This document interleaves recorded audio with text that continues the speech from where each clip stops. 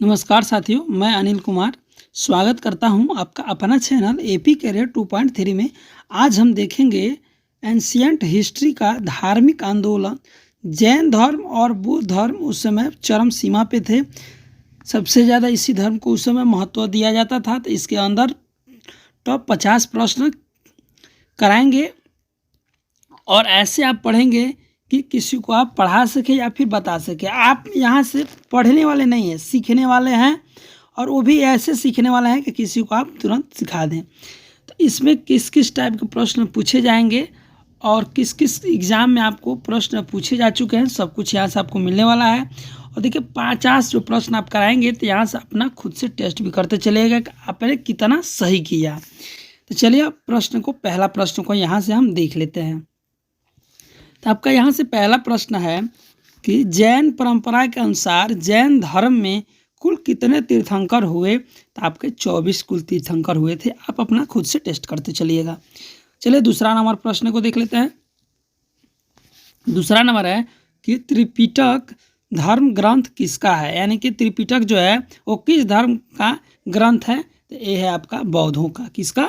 बौद्ध धर्म का ये आपका एक ग्रंथ है। ये जो प्रश्न है बौद्ध धर्म, ये आपका एसएससी 2002 में पूछा था, आरआरबी एएसएम छत्तीसगढ़ 2005 में, आरएएस और एमपीपीसीएस 2013 में, यानी कि बहुत बारे प्रश्न पूछे जा चुके हैं। तो इसमें आपको वही प्रश्न कराए जाएंगे जो कि किसी न किसी एग्जाम में पूछे जा चुके हैं। चलिए अब देख लेते हैं 3 नंबर प्रश्न को। 3 नंबर प्रश्न है कि बुद्ध ने निम्नलिखित में से किस स्थान पर महापरिनिर्वाण मृत्यु प्राप्त किया था? यानी महापरिनिर्वाण जो है वो आपका बुद्ध धर्म के अंदर मृत्यु को कहा जाता है। जैसे आप मुसलमानों में देखिएगा, जैसे हिंदू में होता है कि देहांत हो गया, मृत्यु हो गया, ठीक, वैसे ही बुद्ध धर्म में आपका महापरिनिर्वाण कहा जाता था।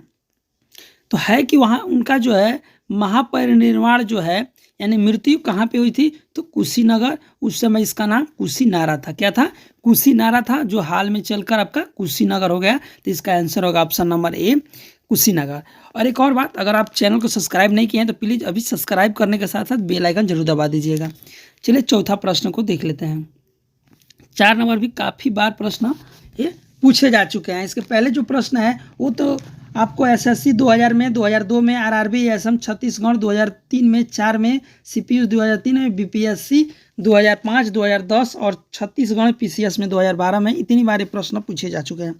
और ये जो प्रश्न है प्रश्न नंबर 4, यानी कि किस शासक ने पौधों के लिए विख्यात, पौधा नहीं, बौद्धों के लिए होगा, यहाँ पे थोड़ा सा गड़बड़ हो गया है। बौद्धों के लिए किस शासक ने बौद्धों के लिए विख्यात विक्रमशिला विश्वविद्यालय की स्थापना की थी? यानी किस शासक ने बौद्धों के लिए विख्यात विक्रमशिला विश्वविद्यालय की स्थापना की थी? शासक का नाम बताना है। ये भी आपके यूपी पीसीएस 2015-16 में, छत्तीसगढ़ पीसीएस 2012 में और एसएससी 2002 में पूछे जा चुके हैं। तो ये भी प्रश्न इंपॉर्टेंट है। इसका सही आंसर होगा आपका धर्मपाल, जो कि धर्मपाल शासक थे जिसने विक्रमशिला विश्वविद्यालय की स्थापना की थी। चलिए अब यहाँ से 5 नंबर प्रश्न देखते हैं। देखिए सारे प्रश्न जो है आपके किसी न किसी एग्जाम में आए हुए हैं, तो उसके दृष्टि से बहुत ज़्यादा महत्वपूर्ण हो जाता है आपके लिए, और अपना खुद से टेस्ट करते चलिए।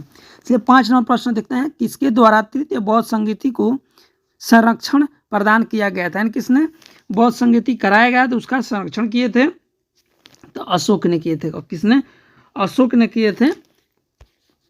चलिए अब 5 नंबर हो गया। 6 नंबर प्रश्न को देखते हैं। 6 नंबर यहाँ से आपको प्रश्न दिया है कि बौद्ध ग्रंथ त्रिपिटकों की रचना निम्नलिखित में से किस भाषा में हुई थी? यानी कि त्रिपिटक किस धर्म से है? तो बौद्ध धर्म का एक ग्रंथ है। इस ग्रंथ के भाषा क्या था आपको यहाँ से बताना था। इसके पहले प्रश्न आया था कि बौद्ध धर्म, त्रिपिटक किस धर्म का ग्रंथ है? तो बौद्ध धर्म का। आप पूछा जा रहा है कि इस जो त्रिपिटक जो लिखा गया है, रचना की गई है, वो किस भाषा में की गई है, आपको यहाँ से बताना है। ये जो है आपके उस समय पाली भाषा चलती थी, पाली भाषा में किया गया था।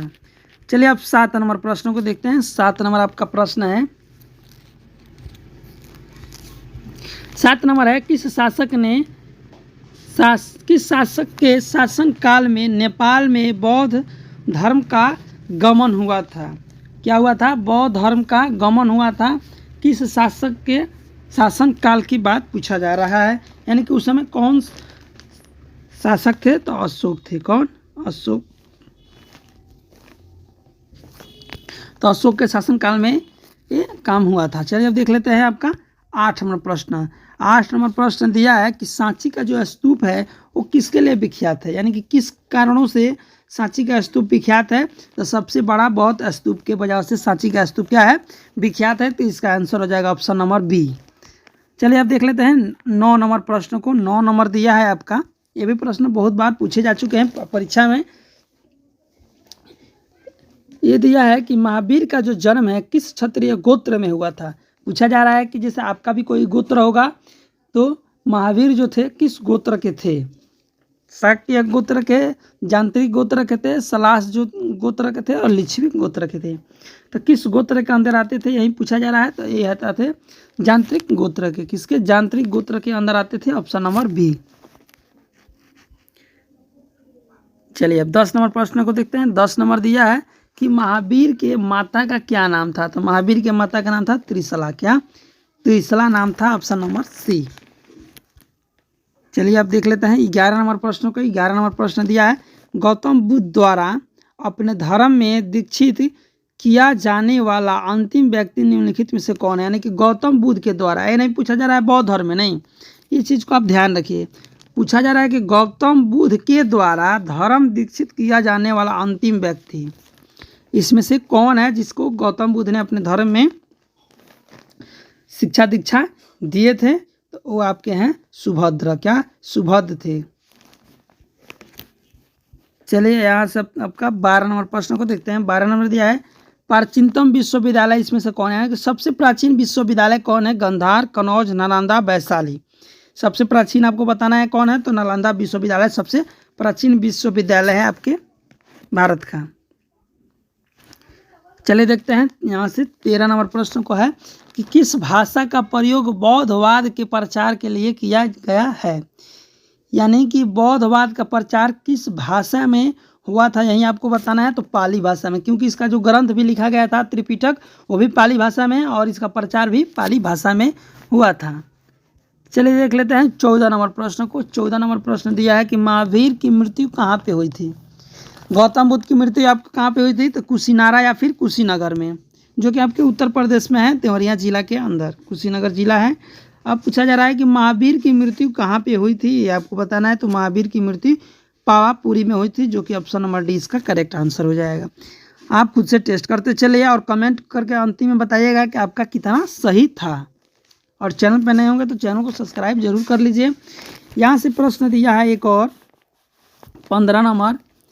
15 नंबर आपका यूपी ट्रिपल PCS में आपका 2017 में प्रश्न पूछे गए थे कि बोधिसत्व पद्मपाणि का चित्र सर्वाधिक प्रसिद्ध और प्रायः चित्रित चित्रकार इनमें से कहाँ पे है। बोधिसत्व पद्मपाणि का चित्र प्रसिद्ध और प्रायः चित्रित चित्रकार इसमें से कहाँ के हैं, कहाँ पे जो मिले थे, यही आपको बताना है। इसका हो जाएगा अजंता की गुफा। अजंता में, कहाँ पे, अजंता में, ऑप्शन नंबर ए। चलिए अब 16 नंबर प्रश्न को देखते हैं। 16 नंबर दिया है कि मठ, मंदिर और स्तूप किस धर्म से संबंधित हैं। यानी वो जो धर्म है वो मठ को भी मानता है, मंदिर को भी मानता है और स्तूप को भी मानता है। कौन सा धर्म है। बौद्ध धर्म, जैन धर्म, हिंदू धर्म, ईसाई धर्म, आपको बताना है। तो इसका हो जाएगा बौद्ध धर्म। बौद्ध धर्म जो है आपको ये तीनों को मानता था, मठ, मंदिर और स्तूप।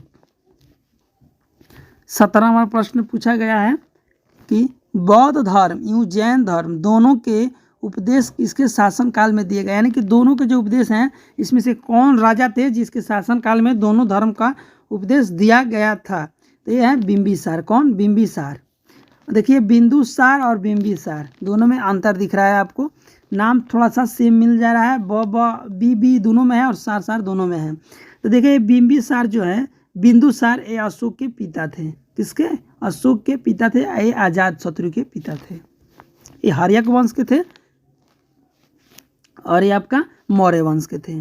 चलिए 18 नंबर प्रश्न को देखते हैं। 18 नंबर भी प्रश्न बहुत इंपॉर्टेंट है कि गौतम बुद्ध ने अपना प्रथम उपदेश कहाँ पे दिया। ये प्रश्न हमको लगता है कि बताने की जरूरत नहीं है और बहुत बार आपका एग्जाम में पूछा गया। जैसे RRB TC 2004 में पूछा गया था, ASM और गुजरात में 2003 में पूछा गया, टेक्निकल में 2004 में और झारखंड PCS 2013 में और BPSC 15 में ये प्रश्न आपको पूछे गए हैं कि गौतम बुद्ध ने अपना पहला उपदेश कहाँ पे दिया गया था। तो मुझे लगता है कि 99 नहीं 100%, 99 नहीं 100% लड़कों को पता है कि इसका आंसर आपका क्या हो जाएगा।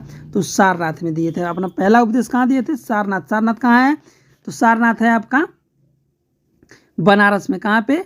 बनारस में है सारनाथ, उत्तर प्रदेश में। चलिए 19 नंबर प्रश्न को देखते हैं। ये भी प्रश्न बहुत बार पूछे जा चुके हैं।